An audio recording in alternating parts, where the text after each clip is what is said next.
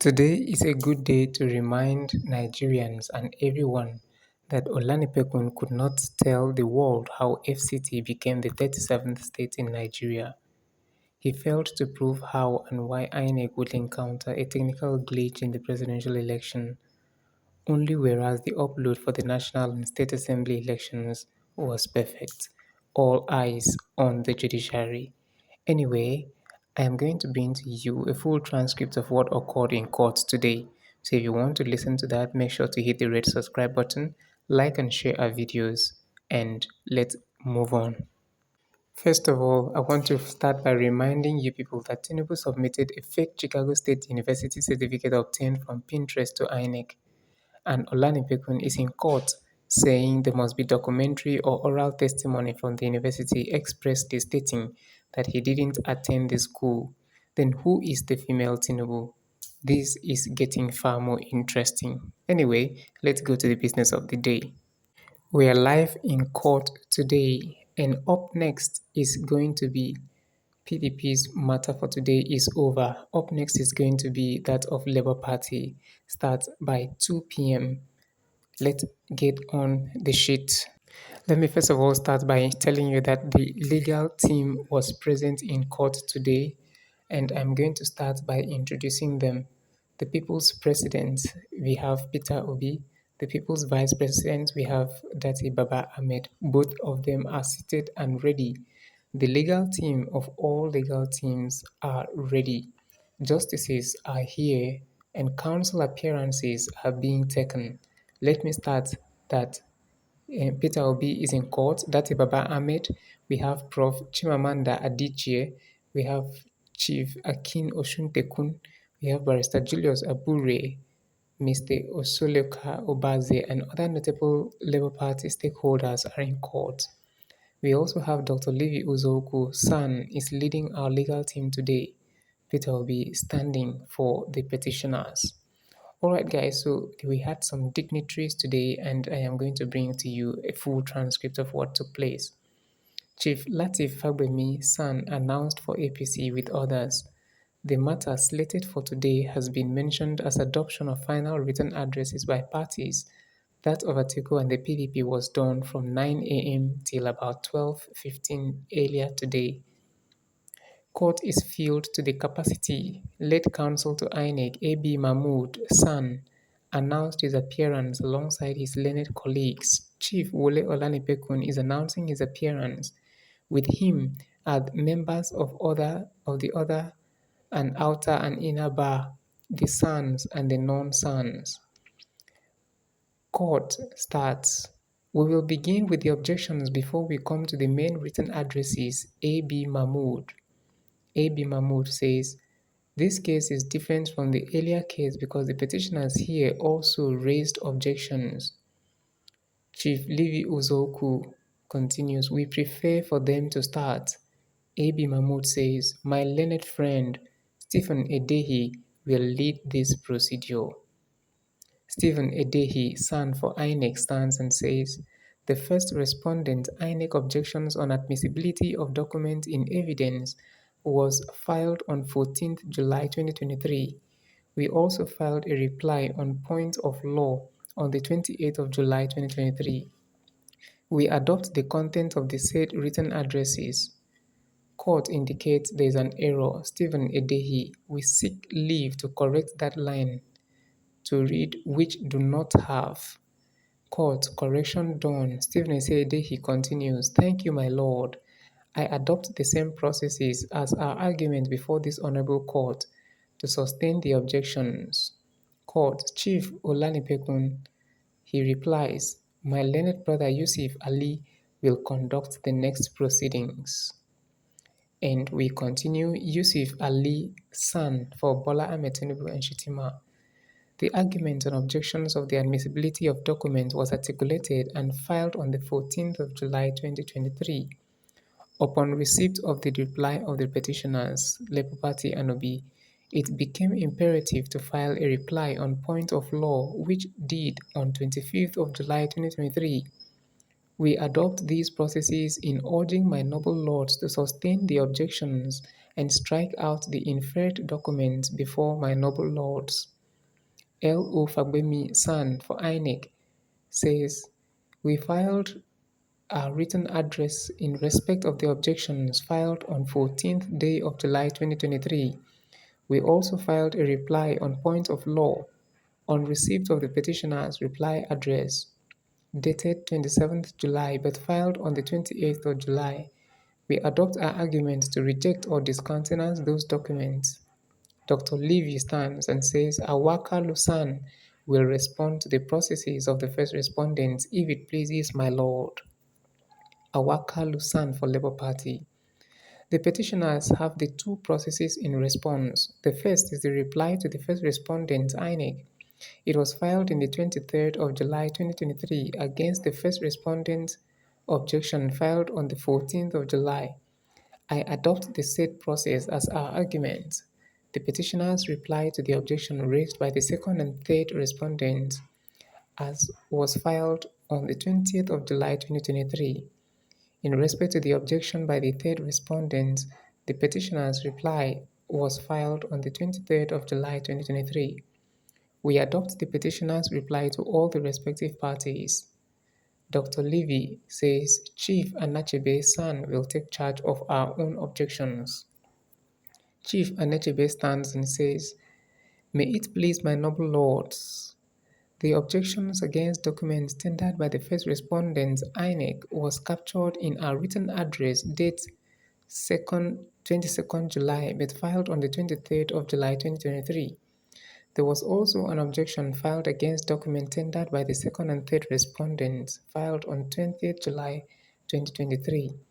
We respectfully adopt the argument canvassed in the two process in opposition to document tendered by the first, second, and third respondents. They are our submissions in urging your lordships to expunge the said documents from your bundle of documents and sustain our objections thereto.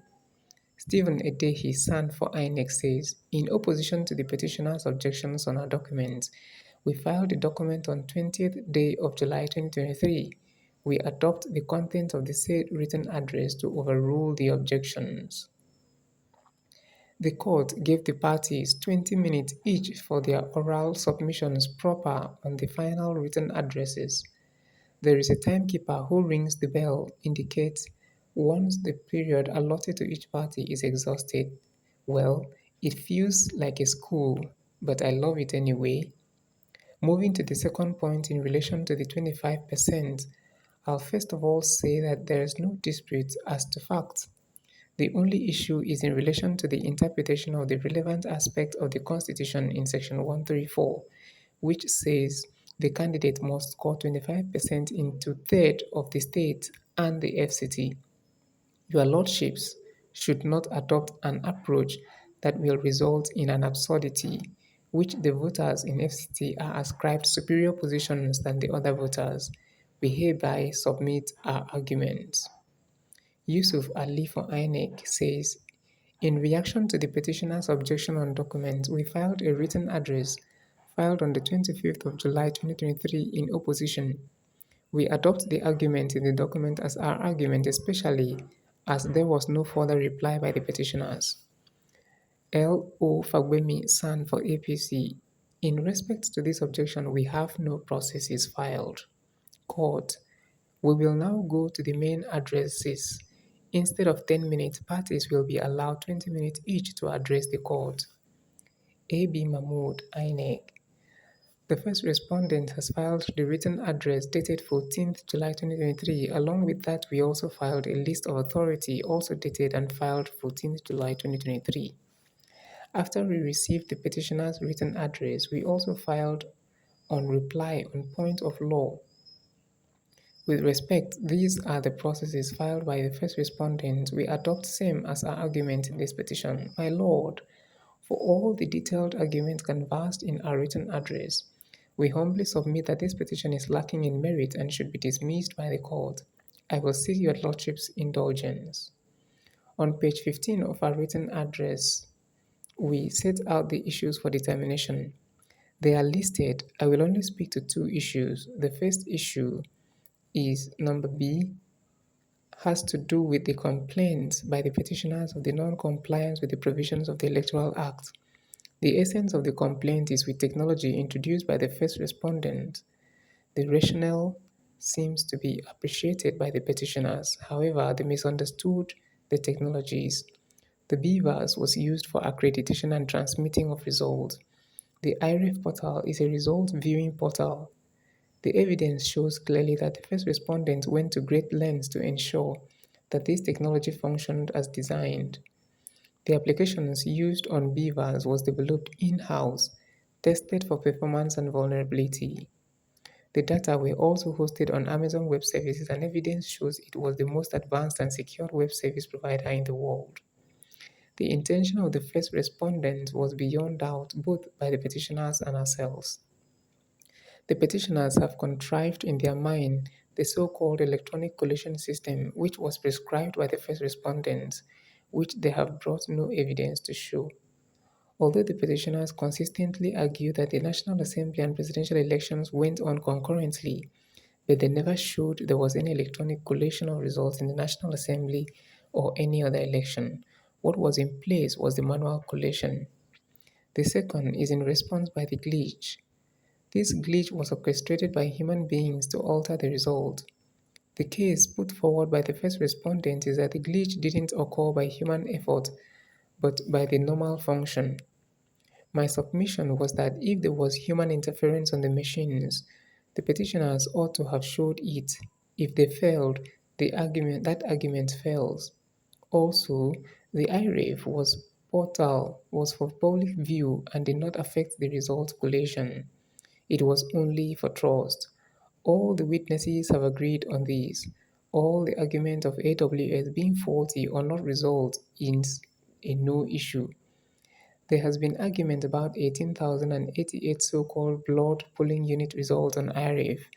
My argument is that this goes to no issue as those blood results did not in any way suggest that the original copies of the result sheet were also blood. They have not tendered the original copies, which are in possession of their agents. That complaint of blood results are simply for dramatization. From the state of the evidence and from the state of all the pleadings before your lordships, which interrupted the transmission for over 4 hours, did not impact the results, and there was no evidence that there was any manipulation of results. Wole Olanipekun, the second and third respondents filed their written address, and they also agreed to adopt these as their they said that they adopt these processes in urging their lordship to dismiss this petition. We will also argue anon that it is a gross abuse of processes of court. I will draw your lordship's attention to a process filed by the petitioners that the petitioners have no final written address. I will address a few areas. One is about non-compliance that the results were not uploaded in real time.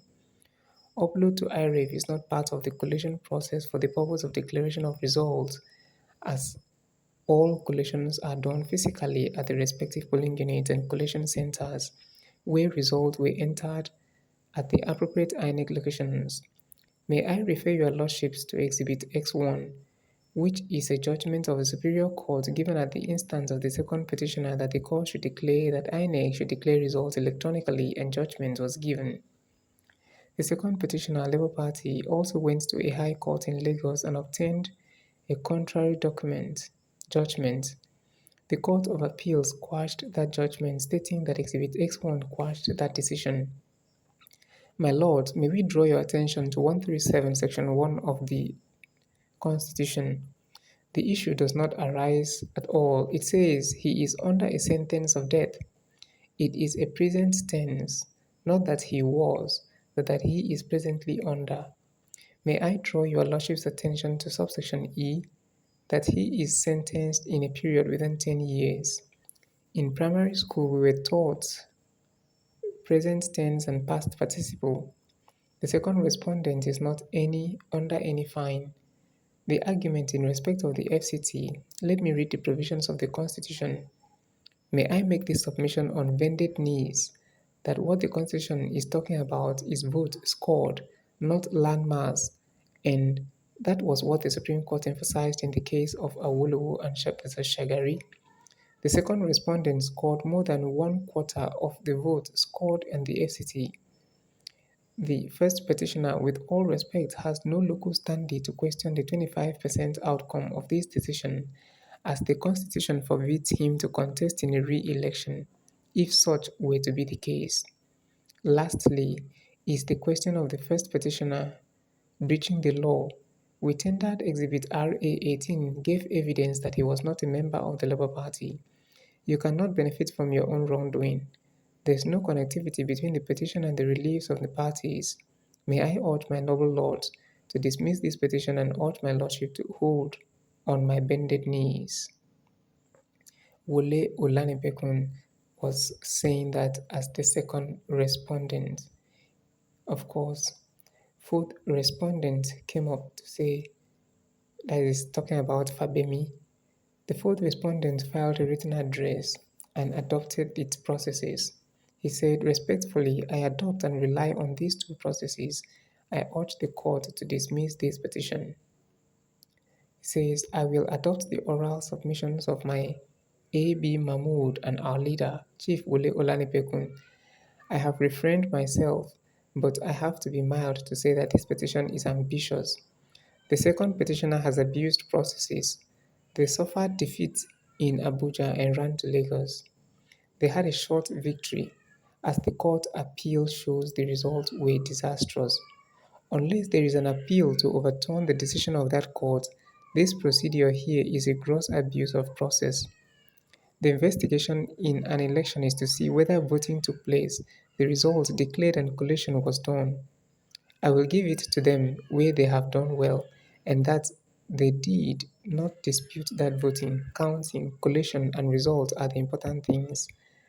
The one at the unit level is the most important. If anyone wants to attack the result, there has to be a polling unit by polling unit allegation and proof. If they are contending that there were contentions with the transmission, it has to be polling unit by polling unit proof, which was really lacking. It is a question of before you go high rev, you must start low rev. The much taunted issue of rerun is a two-horse race between the two leading contenders vote-wise, which does not concern the petitioners. Section 134, subsection 3 of the Constitution also buttresses this point. Even if you want to do this, your lordships will ask, where was the man who came second? It is one of the reasons why we will describe this as meddlesome interlopers. This qualification means anybody is qualified except he suffers under the provisions of Section 137 of the Constitution. It is not a criminal forfeiture. There was no charge, no trial, and no conviction. So Exhibit BA is devoid of the requirement. PW1, in this regard, admitted that strictly speaking, there was no defendant for any criminal offense under cross-examination. In any event, evidence abounds that there was clearance given to the second respondent, a clean bill of health.